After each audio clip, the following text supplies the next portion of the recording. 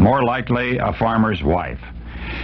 I have embellished the essay in places, I have cropped it in others. I hope the sense of it remains intact. And on the 8th day, God looked down on his planned paradise and said, I need a caretaker. So God made a farmer. God said, I need somebody willing to get up before dawn and milk cows, work all day in the fields, milk cows again, eat supper, and then go to town and stay past midnight at a meeting of the school board. So God made a farmer. I need somebody with arms strong enough to wrestle a calf and yet gentle enough to deliver his own grandchild. Somebody to call hogs, tame cantankerous machinery, come home hungry, and have to wait lunch until his wife's done feeding visiting ladies, and then tell the ladies to be sure and come back real soon, and mean it. So God made a farmer. God said, I need somebody willing to sit up all night with a newborn colt and watch it die, and then dry his eyes and say, maybe next year. I need somebody who can shape an axe handle from a persimmon sprout and shoe a horse with a hunk of car tire, who can make harness out of hay wire, feed sacks, and shoe scraps, who planting time and harvest season will finish his 40-hour week by Tuesday noon, and then painin' from tractor back, put in another 72 hours. So God made a farmer. God had to have somebody willing to ride the ruts at double speed to get the hay in ahead of the rain clouds and yet stop in midfield and race to help when he sees the first smoke from a neighbor's place. So God made a farmer. God said, I need somebody strong enough to clear trees and heave bales and yet gentle enough to yean lambs and wean pigs and tend to pink-combed pullets, who'll stop his mower for an hour to splint the broken leg of a meadowlark. It had to be somebody who'd plow deep and straight and not cut corners, somebody to seed, weed, and feed and breed and rake and disc and plow and plant and tie the fleece and strain the milk and replenish the self-feeder and finish a hard week's work with a 5-mile drive to church. Somebody who'd bale a family together with the soft, strong bonds of sharing. Somebody who would laugh and then sigh and then reply with smiling eyes when his son says that he wants to spend his life doing what Dad does. So God made a farmer.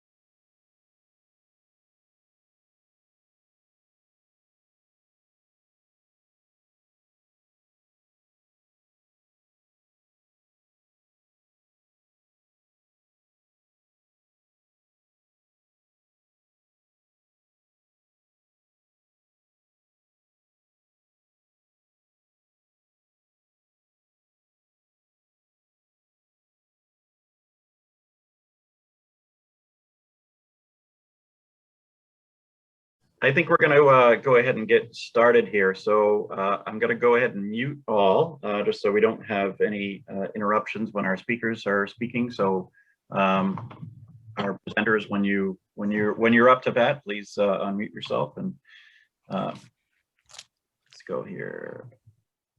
So my name is Jason McCarter, and I am your new board president for the New Hampshire Farm, Forest, and Garden Expo.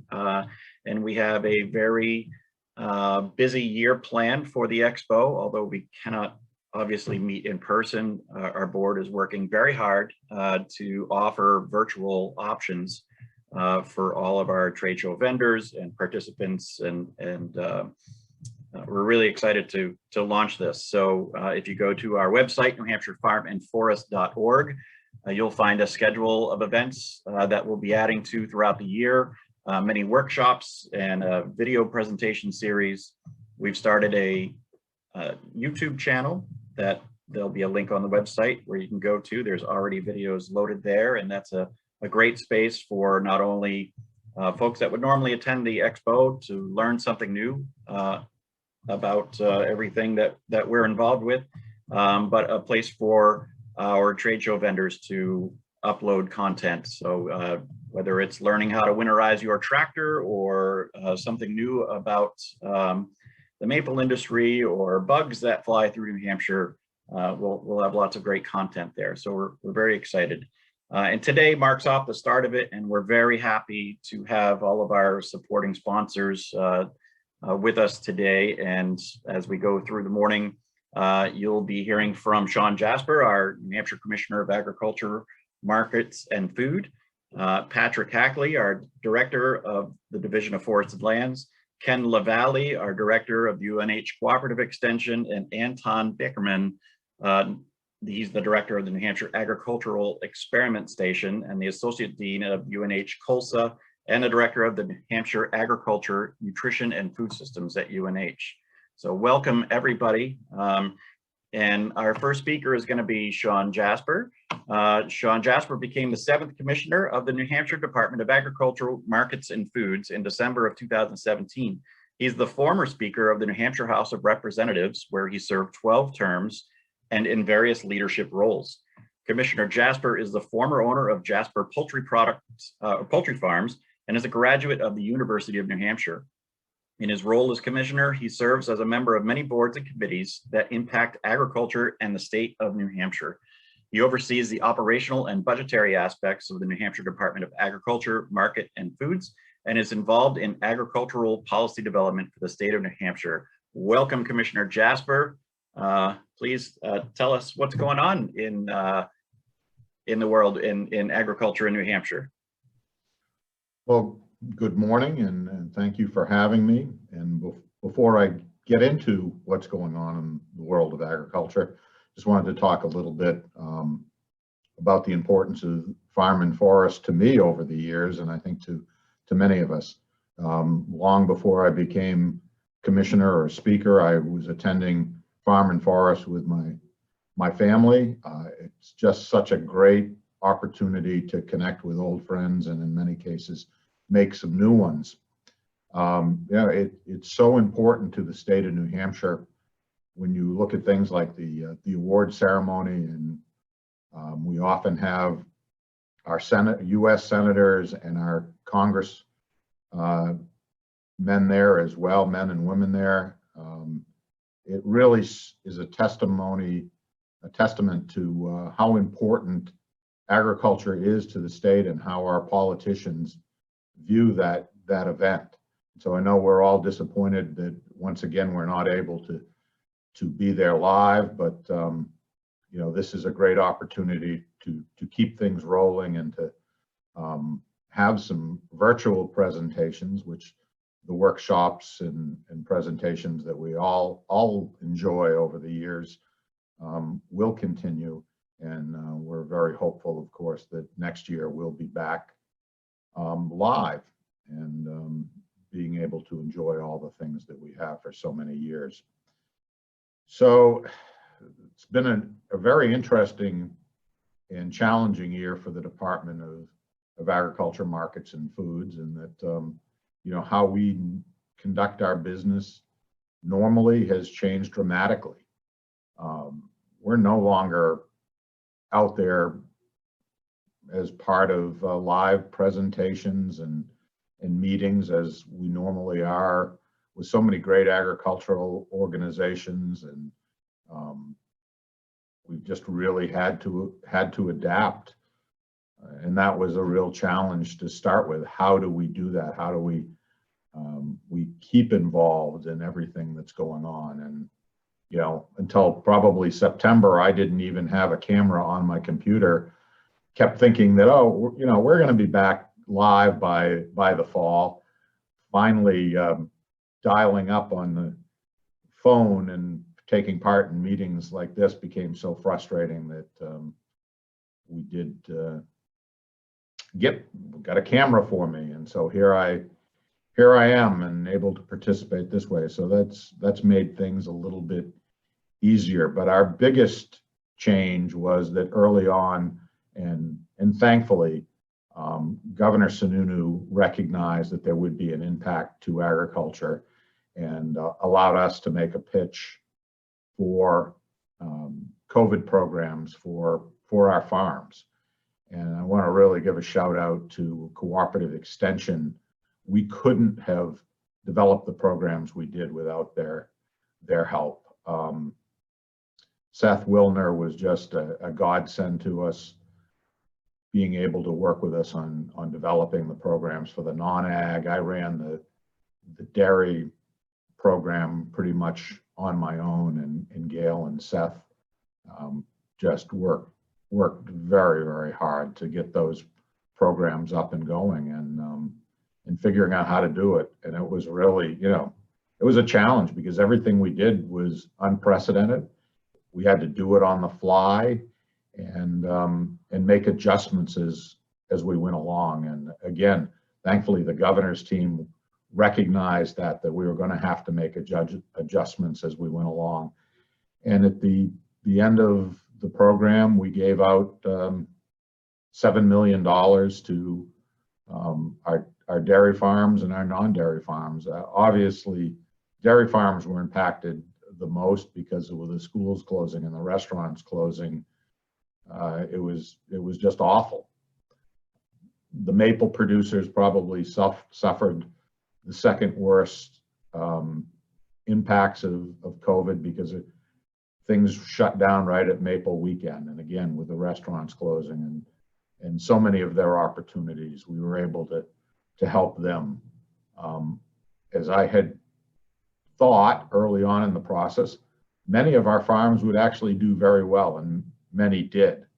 And so the impact to most of the vegetable growers was minimal. We were able to help them, though, with gearing up for COVID and the fact that they needed, in many cases, more registers, figuring out how to space out their customers and deal with things in a different way. And the same was true in pick your own operations, having to have people alternate on rows or go in one direction. It was a strange new world for everybody. And I think we all pulled together very well and really did a good job. And New Hampshire agriculture really took a prominent place, I think, in New Hampshire because people were looking for those fresh products. And so it wasn't without its challenges for everybody, but I'm very proud of how we came together and worked together. Internally, of course, we had to keep things going. For a while, we pulled back on in-person inspections, but that's not the way we can really operate. The inspections in greenhouses and on farms had to continue, and we figured that out. Licensing of people had to continue, so testing had to continue, and we were able to work with other state agencies to make that happen, to move from testing people in tight quarters to going into other facilities and spacing them out and making sure that people who were out there spraying pesticides particularly were well qualified to do that. So that was some of the adjustments we had to make. And of course, budgetarily, it's been a challenge. My biggest regret during the course of this biennium is I finally gotten money appropriated to get back into the business of buying development rights for farms because there's an awful lot of federal money that we're not able to match. But that all had to come to a stop because we had to make those adjustments. I'm pleased to say, though, that for the second year of the coming biennium, I had requested as a priority $250,000 as I say, the second year for that. The governor did approve that and put that in his budget. We'll see if it survives. But again, I think that shows the importance that he places on preserving the rural character of New Hampshire, and that in these still difficult times, we were successful to this point in the process. So that's about it on the operation. In terms of farm and forest, it's going to be something in the future that I think is going to be as important as ever to everyone in the agricultural community. It's going to continue to be a great place for people to learn, to see what new products and innovations are out there. I think it'll come back as strong, if not stronger than ever, because after a 2-year hiatus of not having the physical presence, there's going to be a lot that people are going to need to see and learn, and are going to be anxious to get back. So I think 2022 will be a great Farm and Forest Expo, and I'm looking forward to being there. Thank you very much for the opportunity to speak to you this morning. Thank you very much, Commissioner Jasper. We appreciate everything that you've done with the department and in supporting our farms and our farming community and markets. Next up, we have Director Patrick Hackley. Patrick is a director of the New Hampshire Division of Forest and Lands. He became the director in September of 2020. Patrick has worked in the forest industry throughout his career, including stints with Champion International, the U.S. Forest Service, and New Hampshire Timberland Owners Association, and then Nature Conservancy. As a director of New Hampshire Division of Forest and Lands and state forester, Patrick is responsible for managing over 200,000 acres of public land, supervising 50 full-time employees, managing forest fire suppression, and overseeing 15 active fire towers, and directing the state forest nursery program. Starting a new job in the middle of the pandemic has been a challenge, but Patrick is focusing on meeting his staff around the state and learning about facility operations. He also has legislative responsibilities, and he is getting to know legislators and the legislative process. So welcome, Patrick. We're happy to have you here today, and excited to hear what you have to say. All right, well, thank you, Jason. God, when you just mentioned all those responsibilities, I feel like going back to bed. It's really a pleasure to speak to all of you this morning. I do wish we were all having the breakfast and the old traditional Farm and Forest venue. I was introduced to Farm and Forest Expo way back in the 1990s, as my daughters like to tell me. And Gail was right in the thick of it then too, Gail McWilliams, representing Department of Ag. We worked closely with the New Hampshire Farm Bureau, and I got to meet a lot of really good people in that process. So I'm very familiar with Farm and Forest. It's been years since I've been to the event, but I used to bring my kids to it. And I remember standing many, many hours on that concrete floor representing various organizations like the Timberland Owners, New Hampshire Project Learning Tree, New Hampshire Tree Farm, and then the Granite State Division of Society of American Foresters. So I would kind of rotate. And then, of course, I'd take a break and wander around and visit, which was always the most fun part of the expo, was visiting with your colleagues in conservation, natural resources, and agriculture, is to just, you know, it's kind of like a town meeting inside in the middle of Manchester in the dead of winter. It was such a nice way to break up the winter. And it was inevitable that a snowstorm would hit one of those days, because it was like a two and a half day event. I think it was all day Friday, all day Saturday, and half day Sunday. Those of you, I see some of you nodding, wincing how long the event was. But inevitably one day there was going to be, seemed like there was going to be a snowstorm or sub-zero temperatures, one or the other. But we managed to pull it off from year to year. and it was very enjoyable. So I'm glad to see that there's still some familiar faces involved, and it's still quite a collaborative event. And I'm really pleased to see that the gardening community has been brought in, and I'm still learning more about the new partnerships that have evolved. So it's nice to be drawn back into a great event. And like Commissioner Jasper said, I look forward to this event becoming the human interaction event that it really was meant to be. But we're interacting as best we can in these uncertain times, and I'm glad for that too. So I look forward to seeing you all in 3D sometime in the next couple of years. Yeah. So what's new in the organization? Well, clearly I'm pretty new. Just joining the staff here at the end of September.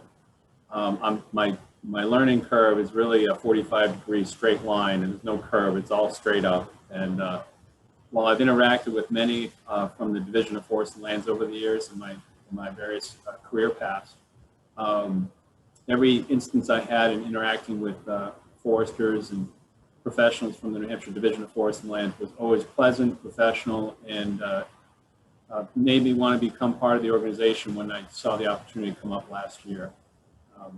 This wasn't, this kind of a job isn't on someone's radar when you've just changed. I just had jumped on board with Nature Conservancy, the New Hampshire chapter, in the summer of 2019, after spending 15 years in the timberland real estate world, spending a lot of time in far-flung places of northern New England, New Hampshire and Maine predominantly, but always staying connected to the conservation community.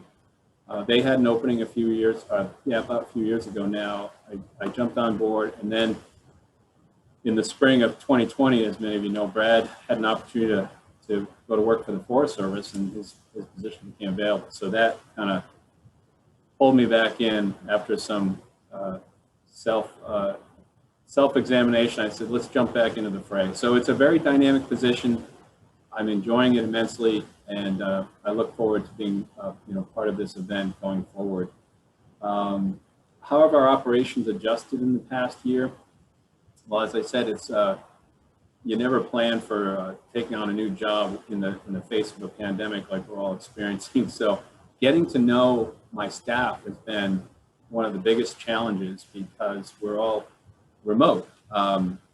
Many of you know most of the state offices stayed open, and it was a kind of a restricted access situation in terms of face masks and social distancing and signing in and out of the various offices. So when I came on in late September, there was about 3 or 4 staff here, still coming in, still wearing their masks in common areas and staying apart. But I just had to make a concerted and augment my orientation by calling people, having lots of Zoom meetings. I think we're all Zoom proficient by now, whether we like it or not. And of course, now with state, as with many organizations, it's MS Teams. So we've kind of shifted to the Teams online platform, but it's really similar to Zoom. And so that's probably the biggest challenge, is that I think getting to know people in a personal way, understanding the work at hand. I've been out on the forest 3 or 4 times now to meet the field staff. Fortunately, with the Division of Forest Lands, we're very, by necessity, a field-oriented professional. So they're out there. Foresters, by and large, like to social distance in general, but as I think sometimes farmers do too, right out in the field on the tractor. But they like to go out there, so they probably minimize their time as much as possible. So it wasn't a huge shift for them to adapt to the pandemic restrictions, but they've adapted well. I think all of our harvesting operations, all of our forestry plans have continued on under the guidelines of social distancing and wearing face masks and things like that. So it's affected how we work, but it hasn't affected the caliber or the quantity of our work, I don't think, in any significant way. I think we do have to be careful in the administrative side that we don't over Zoom or over team ourselves and say, oh, I got an empty hour. Let me hit up someone for an hour online, because we don't have to get in a car and travel anymore. I think we tend to shoehorn a few more online meetings in than we used to or had to. So we're just trying to balance making sure we're getting our work done in between all these meetings that can really eat up our schedules. But getting back to our mission in general, I think we have not really been significantly impacted in carrying out our mission to manage the state's forest lands, forest management, dealing with all the communications technology on top of our mountaintops. We have staff devoted to that. The leases, everything from camp leases to special use permits. And then, of course, we have a very strong conservation effort with the Forest Legacy Program. So those projects all continued on under the restrictions at hand. I've been very pleased and proud to say that our ranger staff has stepped up to help with the vaccine distribution the last 2 weeks now. They've been doing that. All of them are taking a day driving a van around the state to designated areas to deliver the vaccine. So that was really impressive to see our staff volunteer themselves. But the call went out when the vaccines became available. We also have 2 staff from our forest health program that are volunteering their time. Technically they're not, it's state time, but it was asked, it wasn't required. And so we had 7 staff people step up to help with the vaccine distribution. So I was really pleased and proud of them to do that, and encouraging them, of course, to do that. So where do I see our organization going next year and beyond? Well, as Commissioner Jasper said, the budget took a huge hit, the state budget. So coming on board, we had over half a dozen frozen positions that were vacant. So 2 of my goals are, number one is to make sure that our budget that has been proposed, fortunately, a lot of the budget gymnastics had occurred before I arrived. I was very thankful that Will Gwynn, who stepped in as interim director, did an outstanding job of covering the responsibilities of the director position, one of which was crafting the fiscal year 22-23 budget, along with Jen Townsend, our administrator and kind of our division bookkeeper. So it's already set in place, it's been approved, it's up the flagpole. Hopefully that won't have any major shifts and we can start to backfill some empty positions. We had several retirements in the ranger staff, so we've been running short staff for the past year. We hope to get 2 more rangers back on staff to help us with, of course, their duties are enforcing the forest practice laws as well as fire protection, forest fire protection. So getting back up to full staffing, ensuring that our budget passes is generally intact as we've proposed, and trying to, in my capacity, make sure that I understand each of our bureaus. We have several bureaus. There's forest health, forest protection, land management, which is basically the housekeeper for all state lands, everything from deeds to surveying to communications towers. And we also are the administrators of the New Hampshire Natural Heritage Bureau, which maintains an important database for rare, threatened, or endangered species in the state. And they also have a data check tool, which is used by developers, foresters, and anyone in the land management sector to make sure that they're not impacting any rare, threatened, or endangered species. So that staff, a staff of 4, is housed under the Division of Forests and Lands, and they've been quite busy all year as well.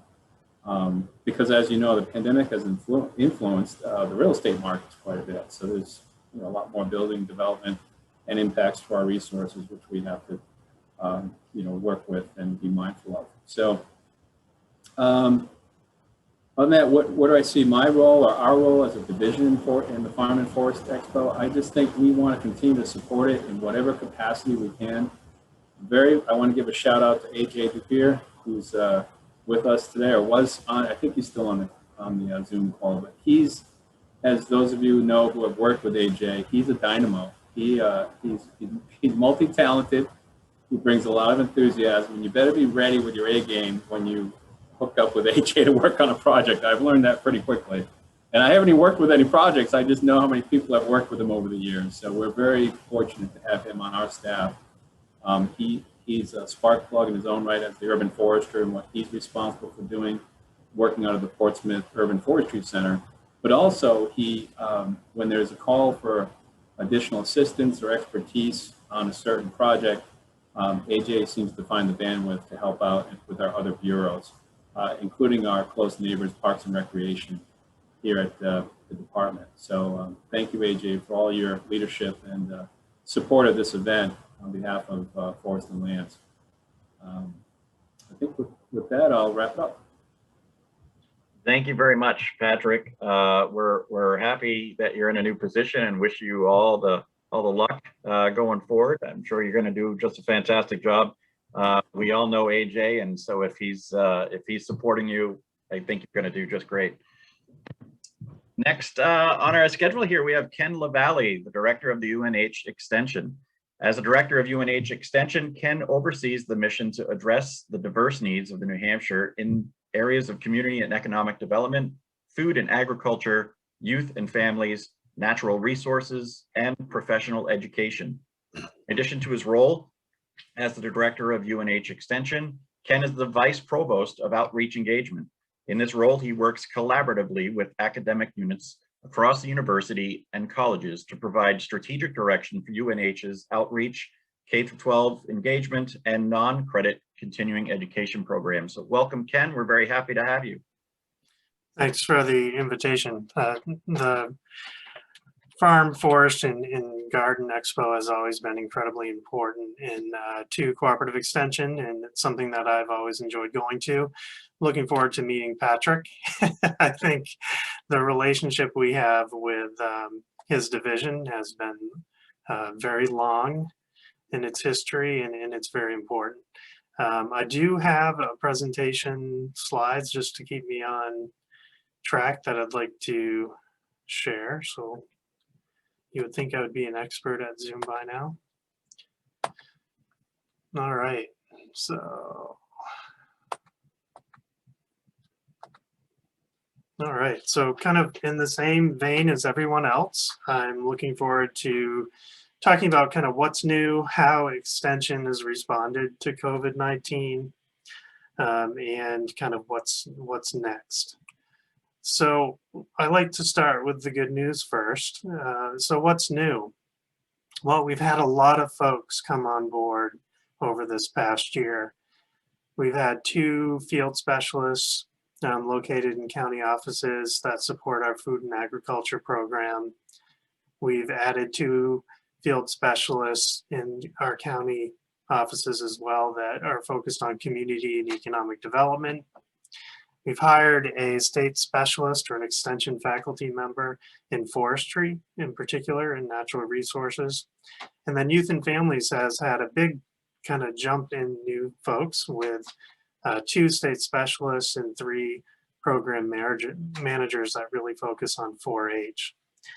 What's the not so good news? Well, COVID certainly had a big hit on the University of New Hampshire with refunds and putting up testing facilities so that we could have residential campus experience again. Long story short, they offered a retirement program, and Cooperative Extension had 17 individuals go for that. So we are going to have a great deal of turnover over the next, I would say, 2 years. This will not be because of budgets and being conservatively minded.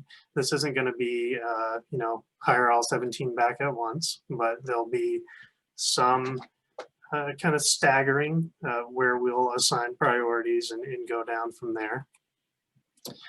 Everyone had to go to online, and I like to show this slide when I talk to folks about what that really meant.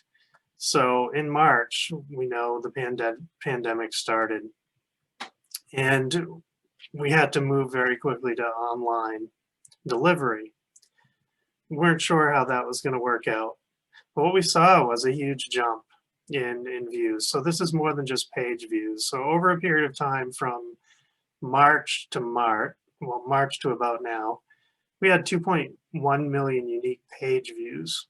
And many of these page views were directed towards our educational programs and resources.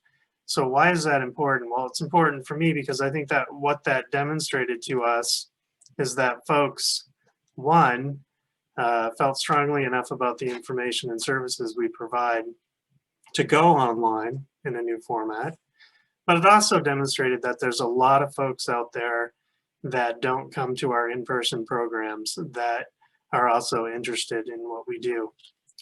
Despite the pandemic, we still provided nearly 1,400 in-person workshops since last June.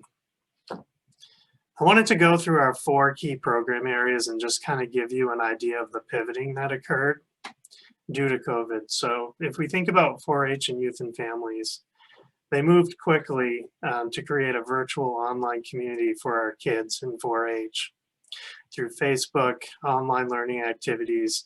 But they also sent, 250 learning kits home that covered topics from engineering to pizza gardening. So, the 4-H program is such a gem and so important for our youth, for long-term positive youth development and mentorship, that we really invested a lot of resources into trying to keep that community together.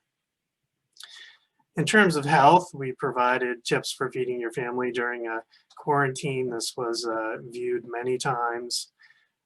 Mental well-being, mental health is certainly something that I think everyone across the state, personally and organizationally, being in this remote world and isolated has not been great. So we've really ramped up how we can help parents with their children for processing feelings of disappointment, identifying anxiety and depression in youth, and then how to support family members in crisis.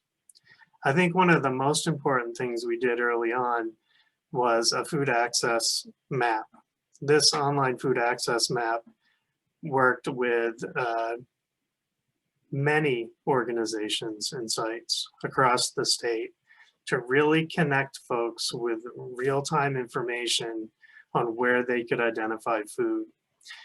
At the beginning of the pandemic, we probably all remember that there was some shortages, there were some food deserts being created across the state, and our most vulnerable populations were having a difficult time identifying and getting the food they need. So looking ahead for our 4-H and youth and family program, we've kind of tapped into the new federal funding opportunities to provide meaningful online and in-person programs. And basically, some of the really exciting things are we've received some funding to bring thousands of youth from New Hampshire, Maine, and Vermont together for in-home active learning experiences, specifically focused on agriculture. We received funds to support chronic pain management education for older adults to combat the opioid misuse issue in our state, and also help Extension Natural Resource volunteers partner with classroom teachers to lead year-long citizen science projects. And I'll get to that in a minute, but we were very, very overwhelmed with the number of our trained volunteers that were still very interested in supporting the work that we do. But then we also developed some science teacher leaders focused on equity. So we know there's a digital equity problem across our state where not everyone has access to broadband. So what does that mean to our youth and their education, in particular in the time of COVID? When we think about our natural resources, some of the things we immediately needed to do is figure out how can we offer forester and logger training that will be approved for CEUs and certifications virtually. So folks had to do that. We started a Facebook Live series, New Hampshire Woods and Wildlife, every other Thursday at 10 in the morning. This has gotten incredible response. The Mud and Black 5 breakfast, which I always enjoy going to. What are we going to do there? So our folks in our natural resources and forestry group have been offering quarterly product market updates in lieu of those. We do important things like our invasive academy and coverts training programs. We had to transition those to hybrid so we could control the number of folks that were coming together in person. But we continue to do our large wood lot site visits, which were incredibly important. Food and ag, my goodness. It's great to have a partner like Commissioner Jasper that we work so closely with. And because of those relationships, we were able to continue working in the field despite COVID. Had nearly 800 farm visits this year, which is really on par with a non-COVID year. So we made sure our folks were safe. We made sure that the folks that we were visiting understood what guidance policies we were going to be under, and we made an effort to get out there in the field. Very important. The New Hampshire Farms Products Map was something also very, very important, where farmers were able to list their available food products and people could find them. There was a big push towards local purchasing of food. But to Jasper's point, we had the great opportunity to work with the New Hampshire Department of Agriculture, Market and Foods to help develop a small piece of the COVID relief program for New Hampshire ag businesses. And our home horticultural team continued to ask many, many questions from home gardeners across the state. And if you haven't watched it and you're not into podcasts, I recommend highly that you sign up for the Granite State Gardening Podcast, which has had fantastic viewership, and it's really good. And that's done with our education staff. So I wanted to just quickly again mention our volunteers. I couldn't really believe it. We thought for sure we would have much fewer volunteers, but despite COVID, yet again, we had more than 4,000 trained volunteers in 14 different program areas that reached 50,000 folks in New Hampshire and volunteered nearly 160,000 hours of their time. But we wanted those folks to go out safely in their communities. So we provided a COVID safety training online that we had all of our volunteers that were going to be doing work in the field try to go through. So we had nearly 2,300 volunteers complete this the safety training for how to, engage in-person events. But also what was exciting to me is we had nearly 200 other organizations that decided to provide that training to their volunteers. So if I think about extension looking ahead, as far as I'm concerned, the bread and butter of Cooperative Extension is that we're a relationship-driven organization. Yeah, you can maintain some good relations and start some new ones in an online environment, but really we're an in-person, boots on the ground organization, and I think we're all looking forward to getting back to that. We've grown our audience, however, offering online programs, and we hope that translates to in-person programming. We're going to be focusing over the next year on helping communities, ag and natural resources businesses adjust to the new markets and the new ways of doing business. We're going to focus on building relationships with youth through the 4-H program in particular.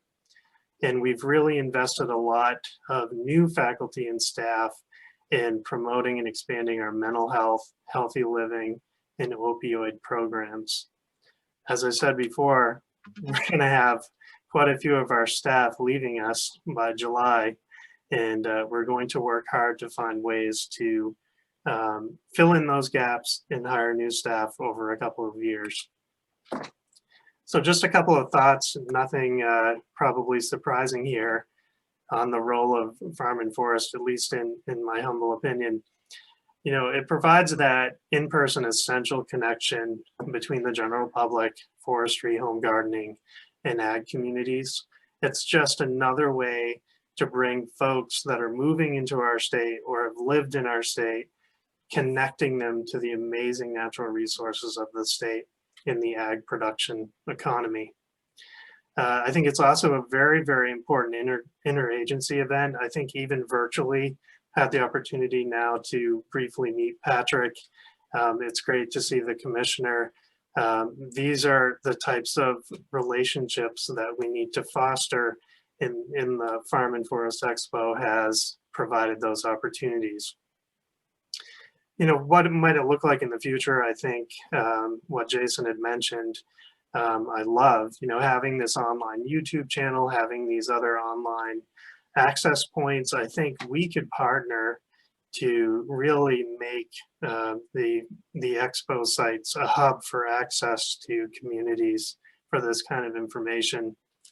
I think I would love to see the Farm Expo consider ways of continuing an online component as well as an in-person component, because I think we've seen there's quite a variety of new folks that may not be able to drive to Manchester, but would be very much interested in learning more about what's going on. And I'll stop there. Thank you very much, Ken. That was great. We appreciate your support, and I'm sure we'll enjoy working together in the future. Next up, in the respective time, we have Anton Bekkerman. He is the director of New Hampshire Agricultural Experiment Station. Anton Bekkerman is the director of New Hampshire Agricultural Experimentation Station, which fosters research on sustainable agriculture and food systems, forest management, the environment, natural resources, and quality of life topics. Inspired by yet unanswered questions critical to Granite Staters, station scientists develop answers that directly benefit New Hampshire's and New England's economies, environment, and social well-being. Additionally, an associate dean of the College of Life Sciences and Agriculture, Anton helps provide strategic direction for the long-run success of the college. So welcome, Anton. There we go. Unmute first, then speak. Thanks, Jason. I put just enough alliterations in there so that it's not really easy to read. So I'm really excited to be here. I'm really excited to represent New Hampshire's Public Research and Development Agency for ag, food, and natural resource sectors. Just as a bit of brief background of who we are, the station helps steward public funds to serve as the foundation for over 50 different research projects, all inspired by local and state questions to which, as Jason mentioned, answers don't yet exist. From methods to make ag practices more resilient to uncertainty, improve food supply chains, especially with COVID now playing a huge role, insect and pest management issues, ag and food policy and equity, water, forest, wildlife management. I can go on and on. Our research impacts every single community in New Hampshire, and we consider every single Granite Stater as our stakeholder. The big news, similar to Patrick, the big new thing in the station is, well, me. We underwent a leadership transition this year from Dr. John Wraith, who stepped down as director, and I stepped in. Under Dr. Wraith's leadership, the station has been extremely productive and really strengthened its communication and all the news and information that comes out of the station. There's so much going on, and it's been a challenge, and we're really working on overcoming the challenge of really communicating all the great things that are happening here. And I hope to build on these successes and really bring a new energy to the mission of getting these scientific solutions that improve economic, environmental, societal well-being here in New Hampshire and in New England. A little bit about me. I'm an agricultural economist by training. A lot of my research has focused on ag production, cropping systems, marketing and price analysis, ag policy, risk management issues. And I've spent the past 11 years at Montana State University in Bozeman, serving both as a faculty member in their ag economics department and also as the associate director of the Montana Ag Experiment Station. And so I'm super excited to take on this new role. And of course, I still have a lot to learn about New Hampshire's ag, food, and natural resource industries and its diverse communities. I haven't been able to drive around as much as I really wanted to in my first 6-7 months here. But where I have been, it's been clear to me that what I'm used to seeing, those 10,000 acre wheat farms that are common in Montana, they don't really exist here. So yeah, I'll need to figure out a little bit more about what kind of portfolios are here. I'm getting there. It's been fabulous. It's been absolutely fabulous to come into a place where the research is already so strong. This year, there were numerous successes in the areas of developing cost-effective forage and milk production strategies. And we just got a recent $2 million grant from the USDA to continue this work in the organic dairy sector and also in developing forages.